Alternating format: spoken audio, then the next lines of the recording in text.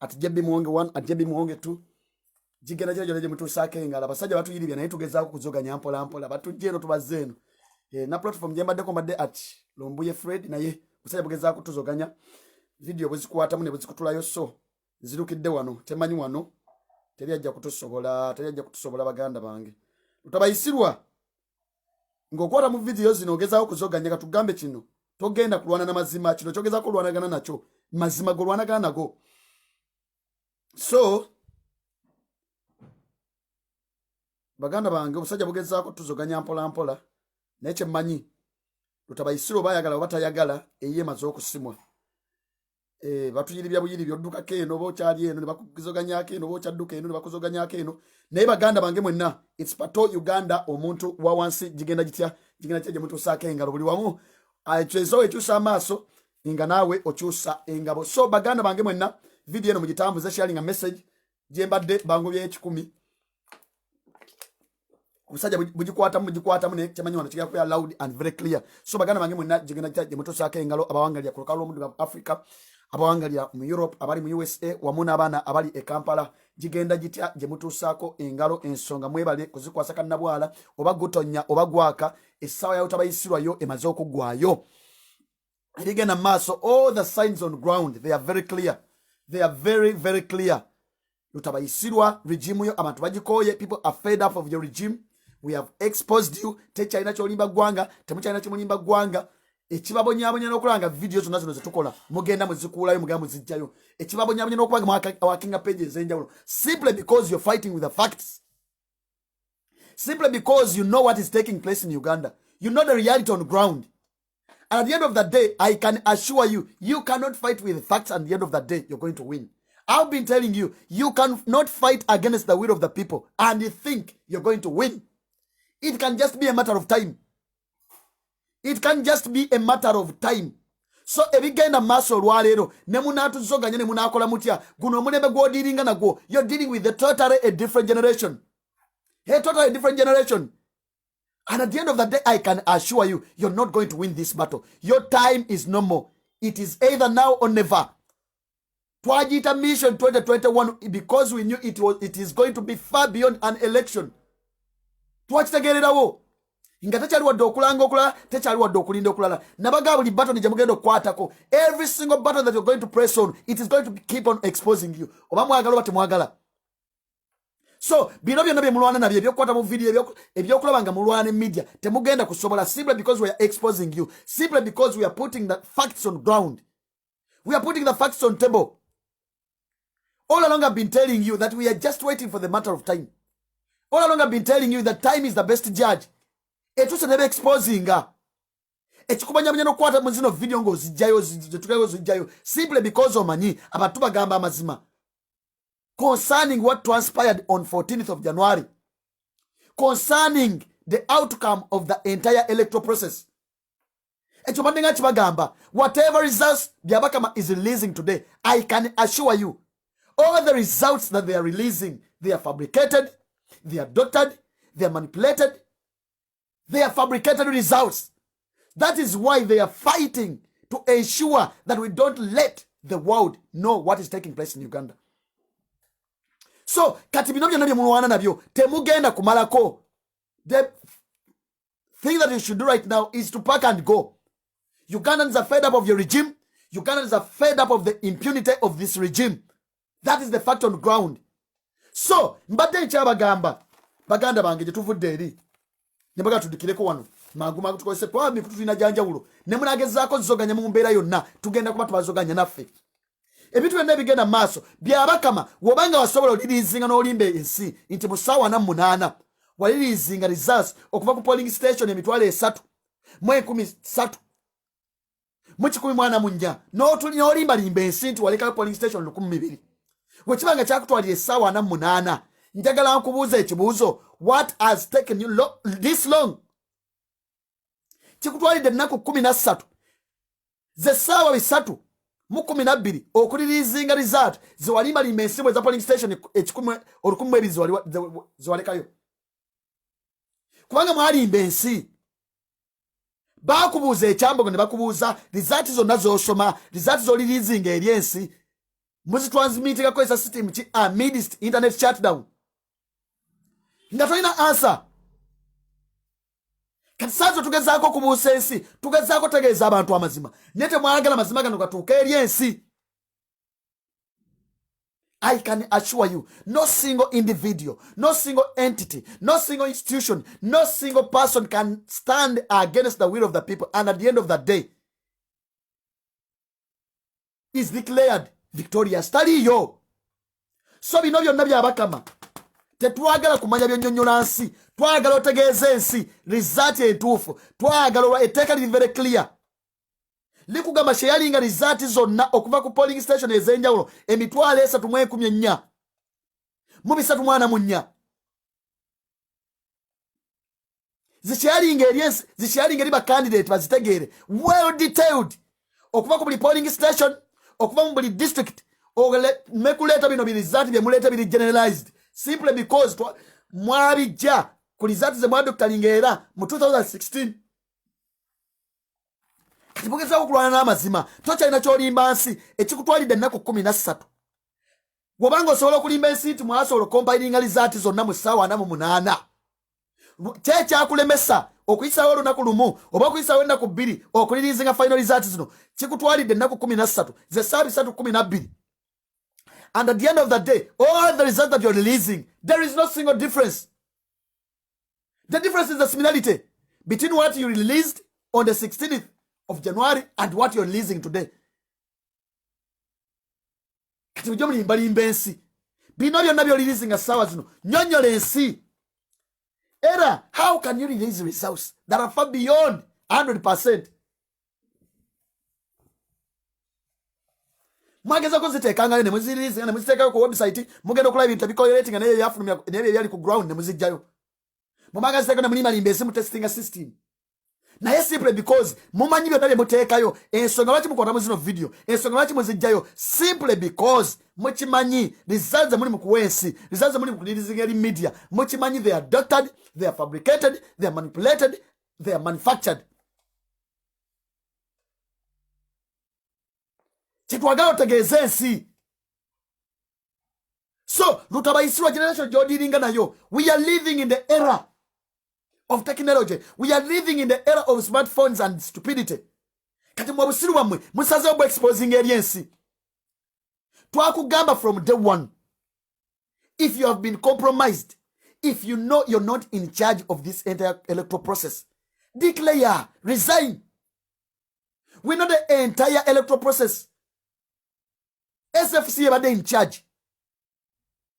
Yabadde kakontrolinga kana akalulu. That is why nabagaba bano abantu, they cannot reason, they cannot engage in any single civil debate. Kati kamandingi wa mutani wa Museveni muhozi.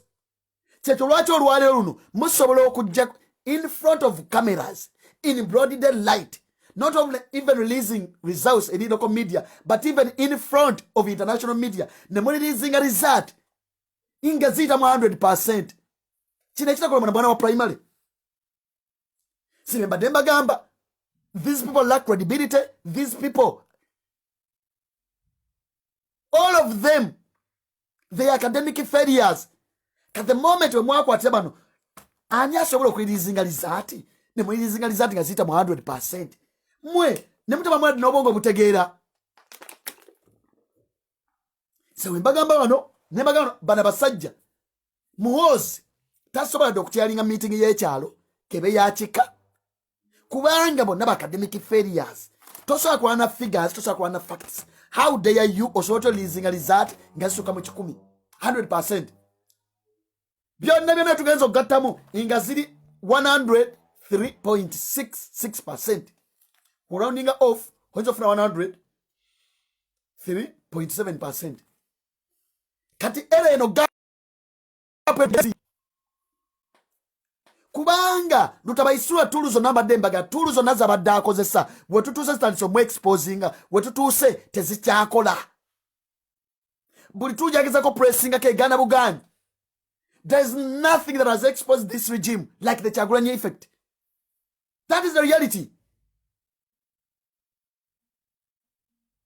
So kati olimbalimba ensi twagala result. well detailed okuva ku district polling station yonna buli emu twaga tujjeko result kubanga tulina DLR forms zonna tuzirina. At least I can assure you tuyinza okuba tetulina DLR forms eziva ku mitwalo 3 polling station emitwalo 3 mu 14 mu 3 ne tulina almost 90%. Katosiriwa zansi oleeta result eziri generalized. There is no single difference between what you released on 14th and what you're releasing today. And the world is aware of this kind of impunity. You can't talk their voice. It was very loud and clear. Esiona netegera itibano ndo muntu omu Robert Kyagulanyi Ssentamu. Bannama uli bazenga bakubuuza ebbanga lyonna. Yes, we know you compromised them. You captured all the media platforms in Uganda. The same way you've captured all the state institutions. Naye bakubuuzanga results zino z'osoma zijjawa amidst internet shutdown. How are you transmitting these results from the districts to the tally centers? Kaweebuzaabuza because of technicalities ogezaako kunnyonnyola awo tetuyinza bannyonnyola nnyo. Naye tugenda mu Google olwaleero ogezaako followinga terina wonna weeraga data mu nnaku zino 2 nga data agezaako flowinga okuva mu kitundu kyonna ekya Uganda mu ngajja ekyambogo. So kino kituwa clarity nti all the results that we're releasing today they have been manufactured. Ate bino twabigambanga eri ensi katwayo mufigitinga byemuteeka bye mujjayo byemuleeta bikwatagana. It does not even correlate with whatever is happening on ground.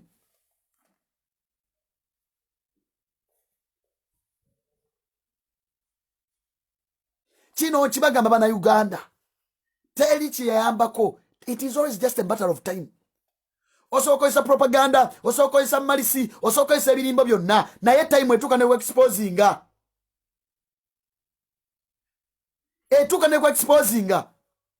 Kati bali mu kulwana nakyo tudde eno badde eno video bazisikayo simply because they don't want us to let the world to know.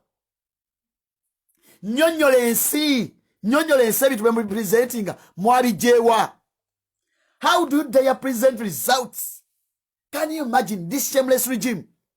Mubatali mwadde okuswala mwagasegaseemu lwaki kubanga mulwanagana n'amazima. Whatever you're presenting is not the true reflection of what took place on 14th of January.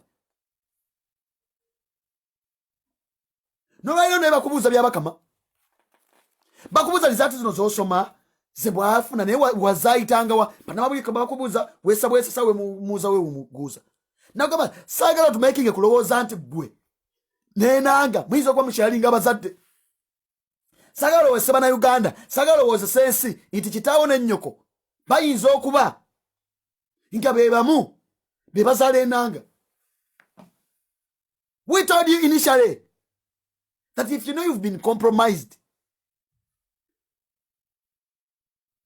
just resign and set a gate. Naye ogezaako kubuzaabuza byonna bye wali osoma ndabyeko omuntu omwanga balinga news anchor. Mwena muli awo mutuza media muli malimba ensi musiriwaza ensi. You're just wasting our resources. We're transmitting results from the district that are centers ze muli mu kusoma byonna muli mu kulimba nsi bino byonna bye mwa Dr. Linga. Kwa mwagezaako bifuma ne bigaana ne muli zotinga ku result ze mwakozesa za 2016. Nekati saa zino era mugenda okulanga ekifaananyi kyekimu naye ne bagezaako bigattagatta bigaanye. Lwaki twabagamba this is mission 2021 because we knew the kind of the institution that we are dealing with, we knew the kind of regime that we are dealing with. Therefore there are 2 possibilities right now. Lutabayisirwa tetwamwadde mwaka mulamba. His Excellency Robert Kyagulanyi Ssentamu about the time lag and in less than a year. Less than a year, it can even be tomorrow. Let me tell you. It can even be next week. It can be next month. It can be said. So, kyekirwaki twabagamba twaggulawo ekitabo ky'obikolwa ne tuggalawo ekitabo ky'okukungubaga. We are not here to lament. We are here to act. We are here to push on with a struggle. Tugenda maaso oba gutonya oba gwaka amidst the state impunity, amidst the military brutality. We must restore, we must reclaim, we must fight to ensure that we rescue our victory. And I can assure you, there is light at the end of the tunnel. No single individual can ever fight against the will of the people, and at the end of the day is declared victorious.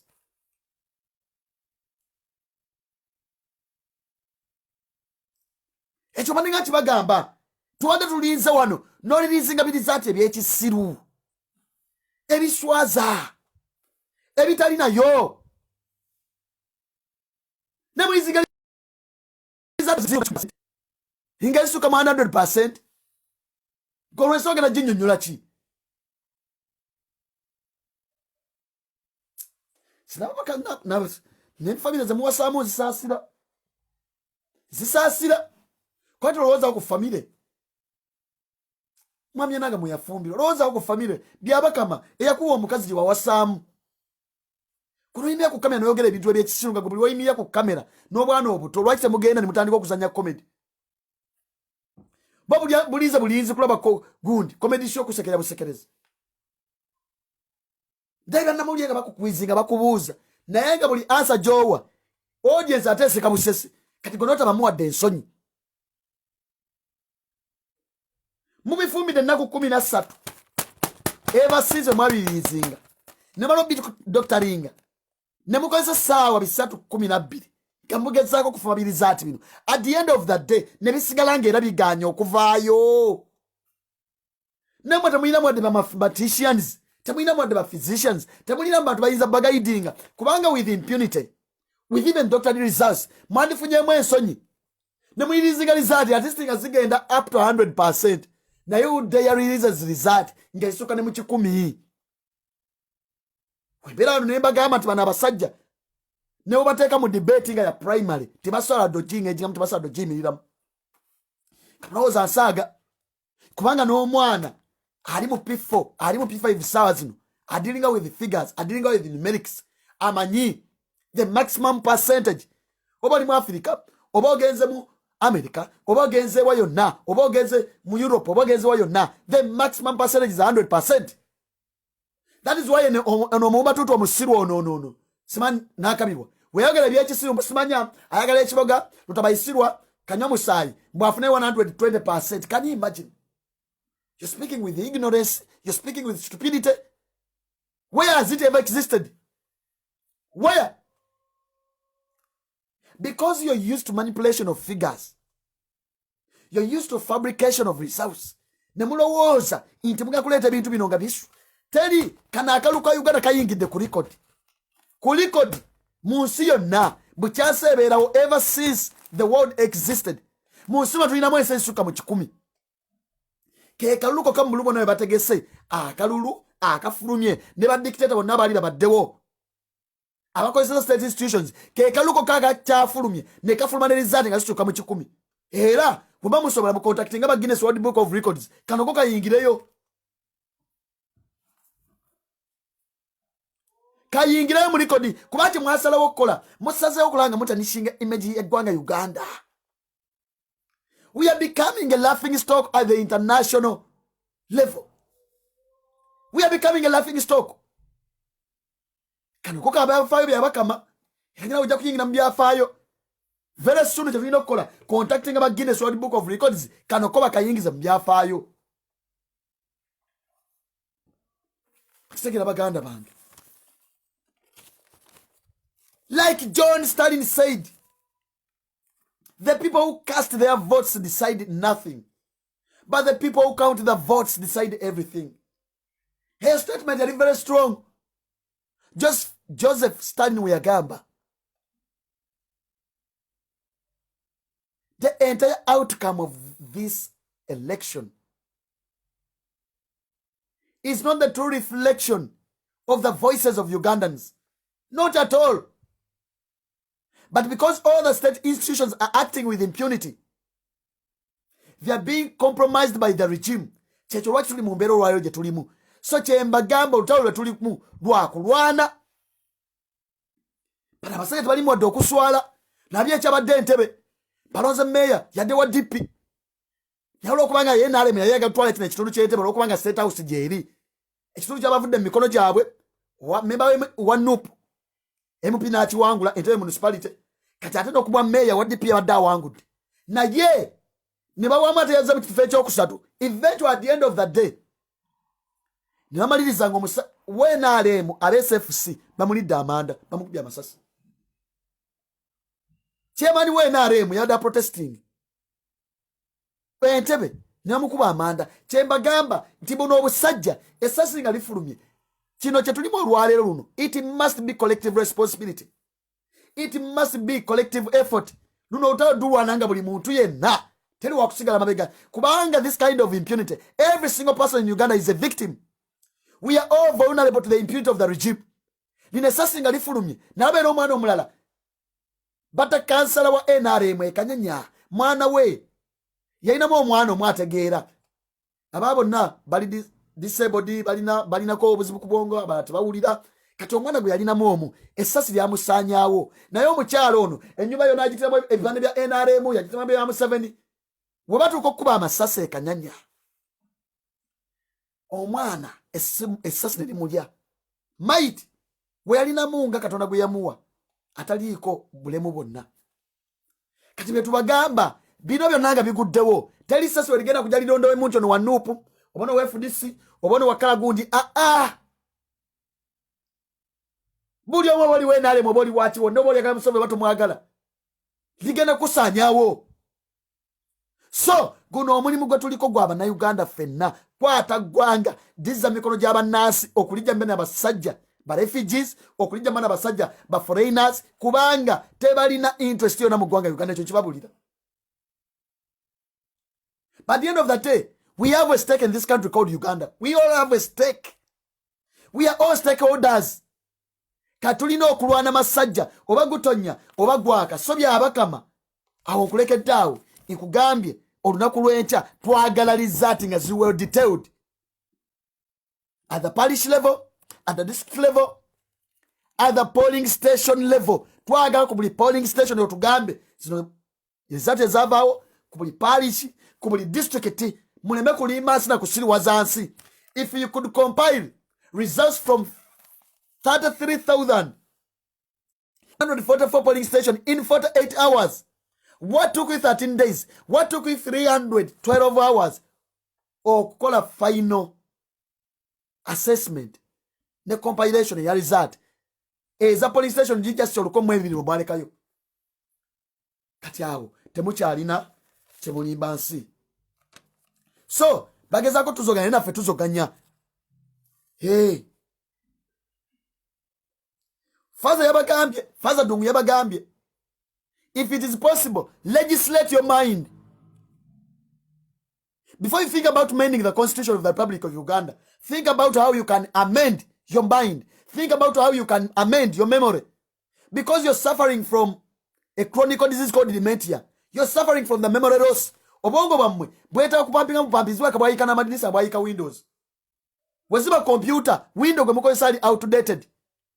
Weba computer emitwe jammwe memory yammwe yayiika ddanga yeta ku updatinga hata omusiru abamu abasiru mulimu omusiru watuuka ku level kitwenza na mu updatinga. You're completely outdated. So memory yammwe mutata oji refreshing, otherwise your time is now to pack. Ekyo kibabulidde. So ensonga endala gye okwogerako wenjo okweyongera baganda bange nga tugezaako genda mu maaso bulijjo tubagamba ekibaddewo leero ku kkooti Emmengo mukirabye bayiye militale bayiye amagye nga weebuuza ekibuuzo kyekireesa militale nga ne candidate gwe mulowooza musi wa NRM kale twebuuzeemu ekirungi byonna mubirabye bigenze mu maaso mu kkooti Emmengo. But you tubagamba Insereko is a double dealer. Insereko is a state agent. Insereko is a state operative. Mulabye leero state wetaddewo ne military okulaba nga bagezaako kunyaga obuwanguzi bwa Nyanzi. naye nja kuzzaayo bannayuganda mwerabira nja kuzzaayo emabega mugikira akalu ka 2016 nga kakaggwa waaliwo saga eyaliwo lwaki ŋŋendayo eno ntunuulidde ensereko ng'atudde n'aba FDC ntunuulidde ensereko nga atudde n'aba NRM nga be wali begaba cheer leaders kyokka nga mu kalulu ka 2016 nga kakaggwa omwami ono nsereko abantu abeekalakaasa olw'ebintu ebyali bigenda mu maaso baleeta obubizi obuberege ne babusula ku paalamenti ya Uganda. Obubizi buno ne babuwandiikako amannya ne bawandiikako Kadaaga nzijukira kwaliko Olanya kwaliko Nsereko kwaliko Katolubwama n'ababaka abalala nga bwe bigenda mu maaso balaba engeri yokka gye bayinza okulagamu obutali bumativu bwabwe nga ekifaananyi ky'abana ababaka abasinga nga bayira mu kifaananyi kya mbizi. Abasiraamu munansonyiwa ogimensioninga abaliko baganda bange munansonyiwa naye oli wabanga mbizi nga ekifaananyi kyeddala afaananyi ya mbizi era ayina kweyisanga mbizi obizi buno bwe babusuula ne basuulako amannya ga Kadaaga ne basuulako erinnya ly'Olanya ne basuulako erinnya lya Nsereko Katolubwama n'abalala awo kubanga bo balinga kifulugunyi balinga mbizi buli kamu kunywakula bunywakuzi n'obwomumanga era bulinga bwa mbizi. Waliwo bata eyaliwo ne FDC Nsereko ne FDC nga they are accusing him of being a double dealer nga they are accusing him of being a double agent. Naye neebuuziza leero Nsereko obufumbo bwe yayingiddemu n'aba FDC nga mulabanira olw'amiti mulabyeko n'abavuka we mmanyi ab'ecapita ya FDC yerubaga kuba nabaganza naliwo ekibiina ekyanzala naliwo FDC namanyi munda neŋŋamba ye Nsereko ono ddala wabaagamba nti musajja wankyukakyuka nga siraba omumemba ba position n'omu gwali naye nga mulaba n'abapanada aba NRM nga mulaba n'abalwamiti aba FDC ate abe baali batulimbalima nti bali mu kuubagana yiyi nga mulaba ne Katolubwama omunyampi ne mugamba yiyi ate Katolubwama nga kesi gye batwala mu kooti ey'obutasoma mwami Buwemba we FDC owerubaga nga yamutwala mu kooti ate kijja kitya nti olwaleero luno Katolubwama ali mu kuteetera n'Ensereko ate mu kooti y'emu ndamu chapter eyerubaga ye FDC ngeze backing up Nsereko. Kinabagamba Kyagulanyi effect egenda ku exposing buli munyampi yenna. So bino bino wembigasegaseemu ate ngenda bagambye jjo nembagamba chances za Nsereko obaza case eno petition eno okubeera dismissed ziri 99.9%. Nembaga Nyanza okubeera successful mweno petition ayina 0.01% mukirabyo olwaleero. Military jetya okumandinga process eno military etya era muwulidde bigambo bye nagamba simanya kino kyekisala ekisembayo naye sigenda kuva mu elective politics nkomawo myaka etaano emyagiri egijja naye nga kyekumanyi nakyendubira ekirala nga bwe twabagamba tibagezaako kukola olukwe baleete Nsereko ku bwagundi kuba road mayor oba si kyekyo baagala kuzanya ebintu bibiri oba tamuleete ku bwa road mayor bamuzimbezimbe bamuleete nga opposition nga bali malimbe nti alimu opposition bamuleete mbwajje akikire East African Legislative Assembly nkomba kavudde ku opposition nga mbadde mule badde bakozesa kambidde kwatwa bagamba DP ne NRM bali mu bufumbo kati bwe kitegeere nti ono ye mulemera kulowooza nti Kampala terina mubaka wa NRM mulemera kulowooza ekyo tukkirize nti yo district ekirungi ababaka bonna 10 if I'm not mistaken Nakawa 2 Makinde 2 Lubaga 2 Kawempe 2 bonna ba nope ne district mane MP owekitiibwa Malende naye wa nope katumanye nti eno slot yo ya NRM nga wenda bagamba nti eno yo Kampala Central it is a rigging area sport ya kurigingira mu bululu ba NRM kwanga teweebuuza wabanga Uhuru yawangulidde mu eno constituency ya Kampala Central kijja kitya owa Uhuru wa NRM nawanguliramu ate n'Ensereko mu constituency yemu nembagamba polling stations bakozesa okubirako obululu buno mu Kampala Central Kisenyi 1 Kisenyi 2 Kisenyi 3 Kololo nenna Kasero okulira ku State House nebira twabirabanga bijja kyena bagambye nti process yo neddako eyakalulu twetaaga okupayinga close attention ku constituency eno eya Kampala Central.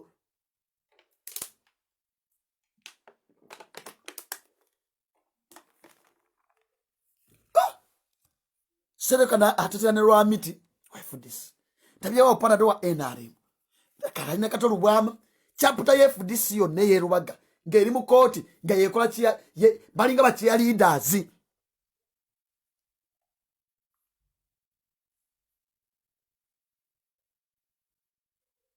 Balinga bakiya leaders naye bino bino twabibagamba tetubagamba tasajja mu wegendereza ekituyambyeko kintu kimu nti his excellence Kyagulanyi Ssentamu amaze exposing abasajja bano amaze exposing awatali waddoba obudde so you can proceed simanyi pindeko ba lawyers basaza bayinza okweyongerayo mu high court naye kugezaako bugeza tuyinza okugezaako ne tulaba kukinaba kiganya tujja kulwana utalo masajja otherwise aweso tumanye nti yakoze eki naye olutalo olukulu tulina si lwa Kampala Central olutalo olukulu lwakutwala lutabayisirwa kubanga kino as long as lutabayisirwa as long as Kanyamu is still buying that position, is still boosting around with a stolen victory. I can assure you nebabera mu parliament katulina abawaka bitano nebanga nope nebanga opposition controlling a parliament with maybe 70%. I can assure you tell it genda mass these MPs can easily be compromised. The power of the set institutions has been compromised before. Kati omoni mugwe tulina omukulu sikulwanira before simanya sikutwako of course oyinza okungamba ati atembe bane pyosi bikulu naye omulimu ogusinga obukulu kwe kutwala utabayisirwa kwe kutwala Kanywa musaayo ono. Banyogana beyogedde eddoboozi lyabwe libadde very loud and clear, very loud and clear. So awe tulina okulaba nga tugenda maaso nga tutambulira naye tukyeyongerayo mu maaso. Kyemmanyi ababaka bangi abakyavaayo mukimanyi naata bamulangire ku gani point omwana Nuupu yamukuba kalamba. Mumanyi ekyali eggomba, mumanyi ekyali ebuyikwe ne constituency endala nyingi nnyo. So zino petition ezimu ezali county ezo tezitera kubeera nnyo successful naye baguli nyingi naye tugenda petitioninga kuba manyi evidence gyeri bangi bakyavaayo bangi bajja kuvaayo. For that one I'm very sure. Naye tuleme kuluzinga focus kubanga kyemmanyi lutabayisirwa bagenda batandise investing asset mu diversionary baagala tujja kumulamwa kuba zino tuuza adenga akozesa divide and rule tekawo ebintu ebidiverting abantu okubajja kumulamwa okubajja ku major issues batandika discussing minor issues naye nga tumugamba oba gutonya oba gwaka we are not going to be diverted. Observation gyenkoze mu myezi ng'esatu egisembyeyo Bannayuganda they are no longer focusing on minor issues kubanga way back we used to minor on major issues and major on minor issues. Right now Ugandans are only majoring on major issues. Kati bino byonna diversionary wabasumba gwe mulaba bwesimaya Pastor Mondo don't even pay attention to that nonsense kubanga kibaga saa zino okuleeta buno obusajja bwa Uganda Beggars Association ba Museveni propagandists ba apologists batandika okukola statements ez'enjawulo mbwezigamba mbu NRM etuvuddemu twabakolera byonna ebyo all that knowledge kyokka ekisinga okuneewuunyisa naye Katonda alaba abasumba mwe basumba mmwe teri wantu wonna Katonda wasidingira n'abantu ba oppressing abalala. All the time God will always side with the people who are being oppressed. Naye abasumba bakozesa ne muli obusentesero tandika okujoyogera ebyekisiru. Pastor Mont temuleta nonsense wammwe so Bannayuganda don't pay attention to that nonsense kubanga tebaga olwayo Bannayuganda they start to sympathize with them bagambe babagamba twabagamba naye nga all that nonsense is diversionary kubanga bagamba yene emu ku tuuta bayisirwa gyadde nga akozesa naye okuva omwaka oguwedde tumaze omu exposing abantu ne bamutegeera aletawo statements ez'enjawulo eza divide and rule tribalistic talk biki tubeere diverted. We are not going to be diverted. We are still fighting to reclaim, to rescue, to restore our victory. We are not going to play according to your tune. Lutabayisirwa. Kati bagezako bino n'ebibuuzo ebyokuleeta. All this diversion statements, they have been funded by the regime. Simaya Pastor Male akiza kuleeta ebibuuzo eby'ekisiru. Simaya Pastor Mondo anyimanyima ebibuuzo eby'ekisiru. Era saa zino baagala okukomyawo ekintu kya gundi kya COVID. Bagambye ekobeewo tandiko kipromotinga. Lwaki? Kubanga lutabayisirwa akiraba abantu bafokasinze. Bantu bwe balaliza ati zino bamugamba sebo international community yonna egaanye okukkiriza obuwanguzi buno bwe yabba. The entire international community has rejected Museveni victory.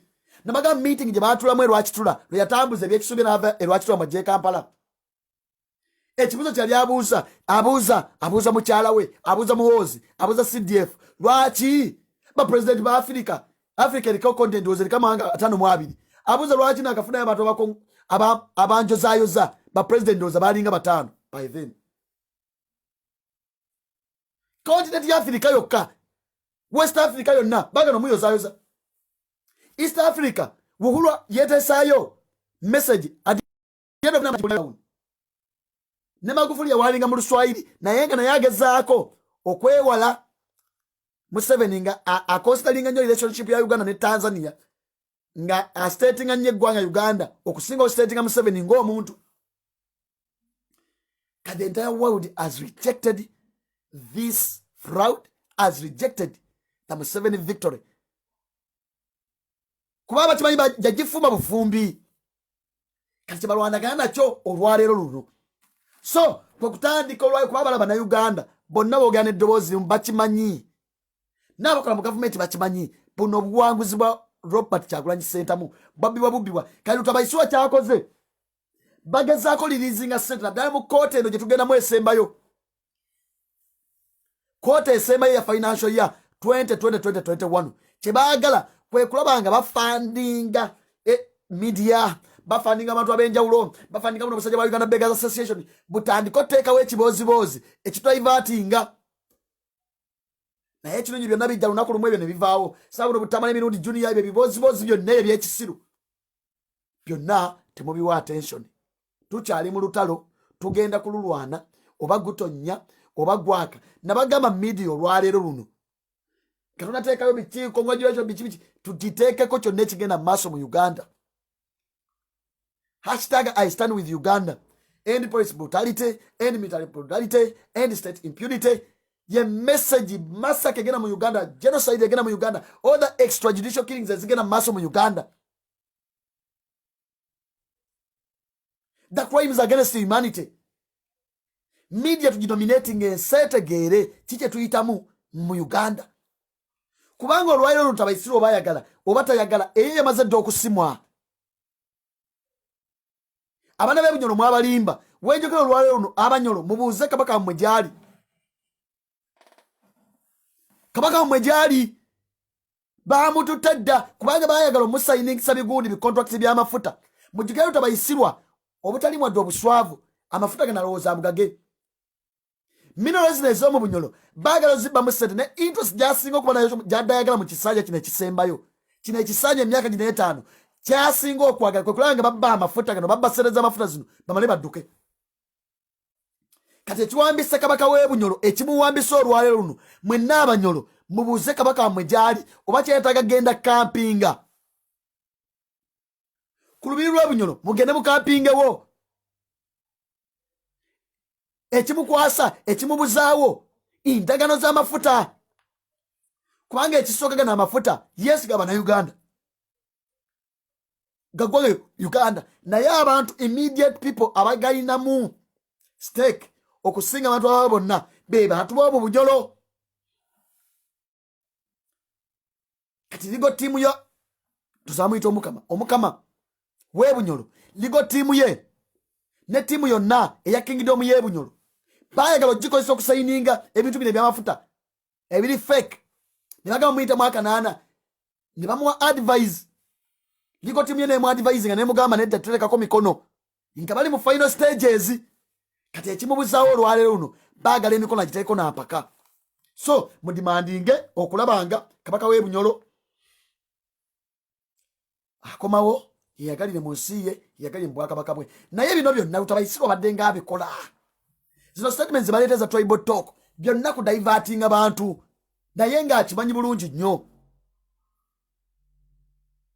nti bannayuganda bamaze omwegaana so bino bye ndabye omuliro obusima gukutte emifalisaawo enakama mu industrial area ebyo byonna byakusiriwaza bantu ne bamaliriza ne bagenda ne bakuma omulala bagumye mu ekaseese mu lubiri lw'omusinga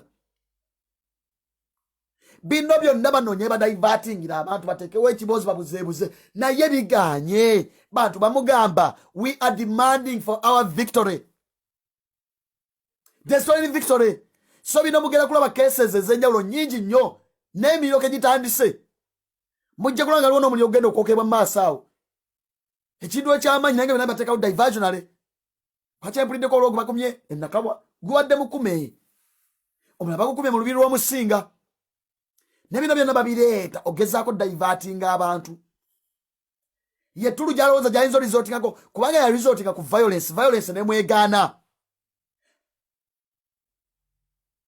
naagala okonfrontinga bannayuganda bakole uprising bagende ku street bakole batya ne bagaana he wanted Ugandans to dance on their tune ne bagaana kati saazo kyalowooza kyayinza orizotingako kudda mu kubuzaabuza media kudda mu kubuzaabuza abantu naye nga abantu bakugamba bakooye abantu baagala victoria yabwe edde mu mikono gyabwe so olutalo tugenda kululwana kyene banna bagamba it doesn't matter where you are, it doesn't matter who you are, it doesn't matter your age.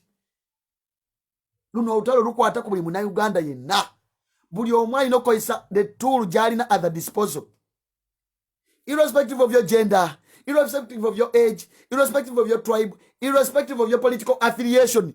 Luno olutalo tulina dulwana buli muntu yenna, buli muntu yenna. I wish common sense was more common to Byabakama. I wish common sense was more common to Tabayisirwa. I wish common sense was more common to all the state apologists, to all the state propagandists. Kubanga mwabatategeera nabagamba Tabayisirwa talina muntu yenna gwalinamu interest mwenna agamba kozesa bukozesa.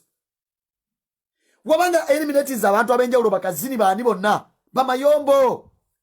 Wabanga eliminates bakasire gwanga aba contributing eri struggle. I think the struggle, it was not a national struggle, it was a personal struggle. If he has eliminated all of them, what about you, Byabakama? What about you, Dankabirwa? What about you, Kadaga? Taba inamu interest yo na. Kati wagami namu nobusajja bwa Uganda Beggars Association. Not yana basiwa batategeera. Not yana basiwa batayina mu adobongo. Sababu no buyisima. Sima babajjo. No sense oye namu no. Kati mumulowooza utabayisiwa bayinamu interest kimwe. In Uganda, there is no single individual who is safe apart from those who are attached to Museveni family, who are attached to Kutesa's family. And they are also safe temporarily. Their safety is temporary. Nino waza kugwanga Uganda. Ekituzamwe subi n'ekituwa amaanyi olwaliro okusigala nga tulwana. It is simply because all the signs on the ground are very clear. They are showing that the dictator is almost at the exit. There are signs of a decaying dictatorship. There are signs of a falling regime. Kati Uganda tulina odulwana oba gutonya oba gwaka bannayuganda will no longer have time to lament. No time for lamentation. It is time to act.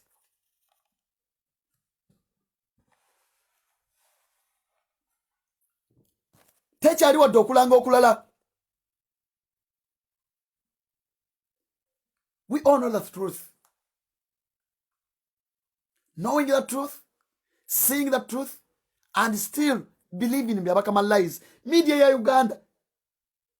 You know the truth, you see the truth, but at the end of the day, you still believe in this propaganda, in these lies of Mr. Byabakama. Amazima mugamanyi mwena mugalaba. Muchimanya chigenda maso mu Uganda. You know the genocide that is taking place in Uganda. You know the massacre that is taking place in Uganda. You know the illegal detentions, the torture of innocent souls in Uganda. You know all the crimes against humanity that have been committed by this regime. You know the extrajudicial killings that are happening in Uganda. Tabiri mu Buganda yokka, tabiri mu Western Uganda yokka, tabiri mu Northern Uganda yokka. It is happening across the country. You know all the atrocities that were committed by this regime in Northern Uganda. But you still want to believe in lies of Mr. Museveni. You still want to believe in manufactured propaganda of this regime. Tetugenda kubeera diverted. So byembagamba to pushing on with a struggle. Ebintu byonna ebikolo byonna ebikoleddwa lukaba bayisibwa. Byonna tubikuba eri ensi. Ebitegeere. Awo. Wenjagalira okulabula abantu bano wammanga. Abantu bano wammanga. Chris Obole. Wali ogerera parliament. Twagamba ne tutabinya togikwatako. Nga tugamba ekitongole kyogerera nga parliament. It must operate independently. Parliament of Uganda must operate as an independent institution, as an independent body.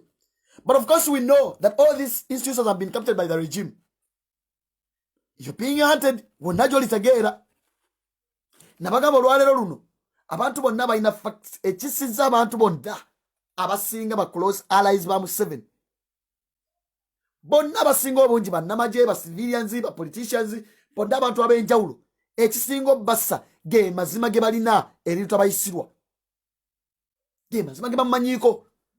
Lowooza ku bakazini, lowooza ku Mayombo, lowooza ku Mugenzi, Kasirye Gwanga, bonna ab'enjawulo n'abannaddiini. Kati saawa zino olw'okubanga the entire international community is paying a close attention to the events in Uganda. Saawa zino bagezaako kunoonya buli muntu yenna alina amazima gamanyi ku bikolwa bya Museveni.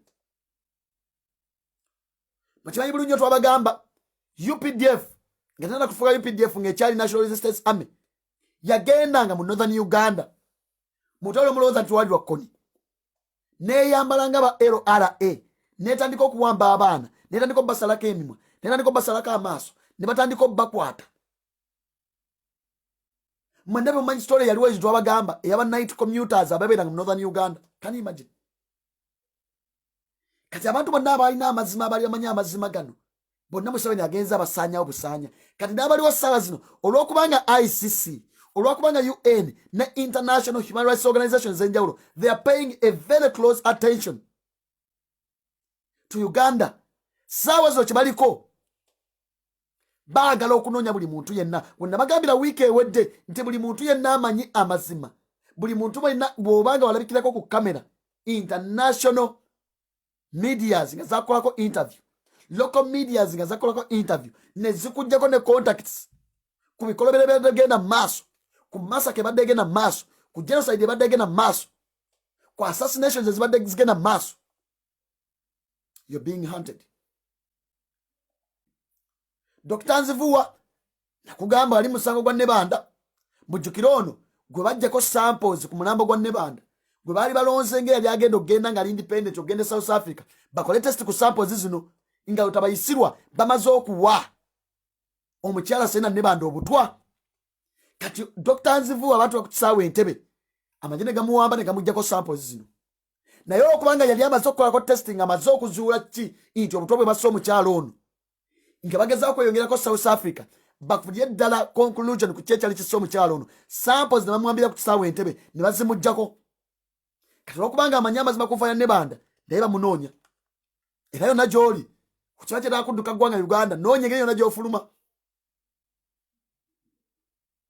Abali ku crime scene mwenna interviews babajjako mwenna abali ku crime scene ya Kigundu Meya Kigundu, abali ku crime scene ya Afande Kaweesa, abali ku crime scene ya muganda wange Afande Kirumira, mwenna mwasonga mwayogerako ne local media ne muwayo kubanga protocol eri bwete. Abantu bano ababeera ku crime scene abasinga obungi batyo bajjako interview ne bajjako contacts zaabwe. Media webe bagalo maybe for future reference okubako be babuze byane bajja ne bakobira. Mwenna abakola interview ne local medias kamba buli yonna gye muli obusajja buli mu bawenja era ekitalo kiki media zino kubanga ezisinga z'abanyampi zikolya state basobola okuwayo contacts zammwe ekiwama bantu ekigenda maaso mu Uganda namwe muyinza obutawona. So kati yonna gye muli mwegendereze budwoni buno obutambula abasajja ssaawa yonna babanoonya baagala bamalawo bumazi. So kati eggwanga Uganda wetuyimiridde mukimanyi abaana ba Meja Kigundu bali mu komina wenjogerera. Tubadde nga tubagamba bamama Fiina babakozesa baani bonna. Mama Fiina gwe Frank oyamba nnyo abantu. Ssaawa z'abaana ba Kigundu nga tobajjaayo. Nga tobajjaayo nga twakugamba ali mu lukwe olwamalawo baawo wali mu lukwe olumalawo. Abaana ba Kigundu wenjogera ssaawa bali mu kuvunira mu kkomera naye nga kibavuuza simply because baakapitalinga amaje emakinje nga amaje galonda mu mirundi egisukka mwena. Kati omwana wa Kigundu ono bagenda omulama nga akapitalinga obutambi buno amajene gaje ne gamuyoola. Kati sebo nyabo mama Fiina nkubuuza ekibuuzo wobanga bwefulanti olina omutima nnyo oguyamba kuba wefulanti oyamba nnyo abaana bawolowooza nti baali babbaawo nga tebali mu lukulu musaanyaawo. Lwaki ssaawa zino nakulaba nga weefulamu ayo tomanyi byali bigenda mu maaso bali bamala omukuba there and then n'okubeerayo tabayisirwa essanyu nyamusaayi ne weekabyakabyamu awo weefulanti omuyozalizo olw'okuba yali amaze mission yali eri accomplished. Ssaawa zo kyekigala omukubira essimu bate abaana bano. So bino bye tubagamba ne buno obusajja obutategeera bulowooza nti tubale tubaagaliza lutabayisirwa tabalinamu wadde interest. Kino kibagamba giri misege bali bakanywa musaayi baliwo okukolera famire zaabwe. Giri misege gyennyini eginywa omusaayi. Muleme kulimbibwalimbibwa naye ne baga nti muwala wa Museveni mbusimanya ali mu presiding over kanisa namba mu Musumba. Muleme kulimbibwalimbibwa nono Katemba.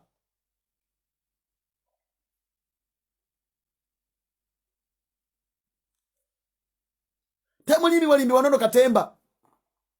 Basamu muwala wa Museveni alina church number National Covenant Church. Bwobanga tunasobola sumba kitaawo bwobanga tunasobola sumba nnyoko bali kumba na Uganda bali bakenjebula buli lunaku oluyita bali batugumbula. Tobaako kyonyonnyola nsi. Tosaba na dini abako bonna bali eri mu State House mwe. You can compromise all these religious leaders. You can bribe the church leaders. But I can assure you tabayisibwa. You cannot bribe God. Katonda ali kusaidia ffe. Katonda abalaba emisana ekiro. Kino ekitta bantu, kino ekiwamba bantu, kino kikanywa musaayi. Ssaawa yonna olugendo lwakyo. It is no more. It is no more.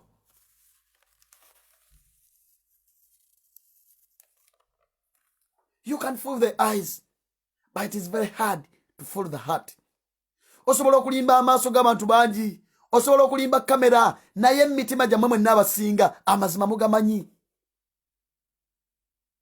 One of the officials of NRM, those who have sold their credibility, those who have sold their thinking capacity, those who have sold their conscience, the elites, you know the truth in your heart. All the propagandists, all the apologists, amazima mugamanyi.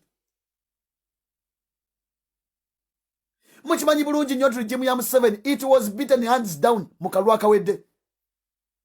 Mr. Byabakama, you can lie the eyes. You can lie in front of the cameras. But deep down in your heart, ngoze mu kisenge ne mukyalawo, ngoze mu kisenge otudde mu bwoti amazima ogamanyi. That all the results that you're producing right now, that you're releasing, you just doctored them. You just fabricated them. They are not real results. They are not the actual results. So, omulimu gwe tulina omukulu olwayo luno kulwana masajja. There is no single time to lament. It is time to act. But we are not limited by the resources. We are not limited by the geographical boundaries. Irrespective of where you are, irrespective of what you have, buli omu yessaawa okozesa tuli yonna gy'olina okulaba nga tulwana olutalo luno masajja. So nga natera okumaliriza baganda bange, eno tebagikutteemu, eri bantu gyeyo mbiri vidiyo manna akakola bbiri zonna ne bazikuulayo, naye tujja kuzoganya mu ngeri yonna. Tabayisirwa onookwata wano nga tudduka nga tugenda wano, onoosika wano nga tusika nga tugenda wano. Kati message eno njagala gigamba baganda bange mwenna abalondeddwa. ku kadi ya nup naddala ababaka ba parliament. Then na mwenna bakola ku secretariat, abaana bali mu struggle, abaana ba media ndabye mutandisa ate okudda mu ntale ezitatuyamba. Bannange wano wetuli teri muntu ayagala mulwana entalo, teri muntu ayagala creating a conflict ezimu ziri funded by the regime. Inga utabayisirwa kati mbala bamu agatandika kweyuzayuzamu ababa mbalwanira ku media, ababa mbalwanira lwakuba nti online platforms zaabwe mbate nesinga eyono tetulimu ebyantalo saawa zino. Tulina omusajja ow'okusindiikiriza. Mwenna bakola post naddala abantu abalina following ennene. So okokole assessment ku post gy'okola olwaleero luno, impact kijja ina eri struggle. Amuzikola zimoralizing abantu abalala. Amuzikola zicreating cracks mu kibiina. Amuzikola zicreating damages ku pace gye tuliko ya struggle. Eno si ssaawa ya kulwana ntalo. Wabaawo entalo zonna lwaki temuyigira ku executive Kyagulanyi Center mu ensonga tuza addressing na munda. Tubadde n'abanyampi from day one tuba exposing eri ensi. Buno busajja bwa DP Buloko simanya buno bukidada bwonna obwo ne tuba exposing. Have you ever seen Robert Kyagulanyi Center mugajja ku kamera n'atandika okudda mu kubanga entalo zinazirwanya ku kamera? Kisa kulaba abamu mutandika oteekawo ekiboozi, temuteekawo ekiboozi kigatudayivatinga. Yes, awaka tubagamba kino eno sisa ya kulanya bifo mu parliament, simanyani afuka leader of opposition, simanyani afuka chief whip, simanyani akulia akachiko ki, eno sio sawa. Na ye tuva okubiteeka ku media. Abamba amugamba baka temulayira muvudde mu Kyagulanyi. Pikije mwogera. Robert Kyagulanyi Center mu yandimu indo meeting n'ababaka bano bonna.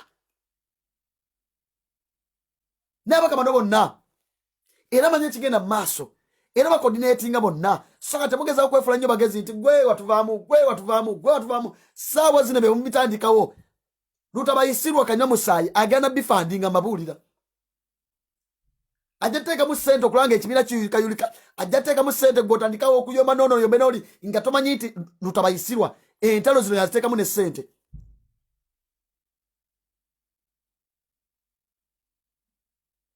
So, mission yaffe yantebe mu ntebe, it is a mission that is still very possible. Tuve mu by'okulwana, tuve mu by'okwekubajje, tuve mu by'okwekuba omukono, tugende bugenzi mu maaso. Bino byonna bimugamba abakati balayira, mbu simanyi ati bakola batya okulabira byalina okulayira. Kambaganyo tabayisirwa abadde ng'ayagala ebbanga lyonna abantu baboycottinga akaluba ne Uganda bakole boycott kalu ne tugaana. Not because we didn't know the outcome of this election. Twali tukimanya ebigenda okuvaamu. Not because we didn't know how the state is going to operate with its impunity. But buli opportunity yonna gye tulina ku ttebo tugikozesa. So kati ebibozibozi bye mutandise ababaka tebalayira biki Robert Kyagulanyi Center mu the president elect ali in touch nabo. Buli kimu ekigenda mu maaso. They are coordinating with each other. Bw'omusalawo ne mugamba ababaka tebalayira lutabayisirwa. Omugaiti ababaka tebalayira alimena kiteekamu ssente. Gwasinga okifunamu bayasinga okifunamu. Soga mulye gwoga nti ababaka tebalayira lutabayisirwa agaye nti parliament etajja giggulawo. So ebyo byonna tubiveeko ebitudivatinga ebyokulwanirira effo tubiveeko ebyogamba ababaka tebalayira tubiveeko okubanga kulayira bajja kulayira. Kubanga ne possibility y'okutuuka okulayira nga lutabayisirwa twamuggyako dda. Kati bw'abalaba mulabira eri wala. Mulabira eri kulayira ku ntebe eri never possibility y'okumuggyako nga n'okulayira tekunnatuuka naye weeri. Kyokka weeva match ne watuuka n'alayira kajja kuba tekannaggwamu. So baganda bange embozibozi ebyo biteekawo diversional creating a cracks mu kibiina ne mu struggle mubiviireko ddala. Tusigale nga tufokasinze ku goal emu gye tulina ey'okujja lutabayisirwa mu ntebe. Because it doesn't matter oba ni leader of opposition oba ni chief whip oba balayidde oba tebalayidde, as long as lutabayisirwa is still occupying that seat, I can assure you we shall still remain victim. We shall still remain vulnerable to the state impunity. Kati tubagamba nema na Uganda mwenna bali mu diaspora abali bitundu ebyenjawulo omulimu mwongere ogutwala mu maaso. Struggle twongere ogikubira ddala. Message mbadde mukitambuza, omulimu mbadde mu kukola, mwongere okulumba ebitebe bino ebyenjawulo, mwongere okulumba offices za UN, mwongere okulumba international human rights organizations ez'enjawulo eziri mawanga ag'enjawulo, mwongere okulumba embassies zonna we ziba zeetaaga kuzikyatinga down if it means closing diplomatic relationships za Uganda n'ensi endala yonna. Tujja ziblockinga. twabagamba otawule tugendamu. We are going to fight the economic war, we are going to fight the political war, we are going to fight the social war, we are going to fight Kanywamusai in all angles. Mubuli angle tugenda kumulwana, not until we frustrate every single process eya government yenu. Then a good thing, buli strategy yoneri ku ground, sign hizo nezili ku ground, zitulaga inti utabayisirwa eyiye yamaze dda okusimwa. Nage njagala okunfaaminga wano sonyiwa mu katono. So byebo baganda bange, naye tujja kubeerako asajja bagezaako tuzoganya ekibagisayo video zino tebagala nsi emanye mazima, naye mu buli ango yonna message itambuze. Muganda mugambe, mwanyoko mugambe, mwanyina mugambe nti ensolo ku kizigo kweri. For God and my country, pato Uganda, omuntu wa wansi, Mukama Katonda abankuumire.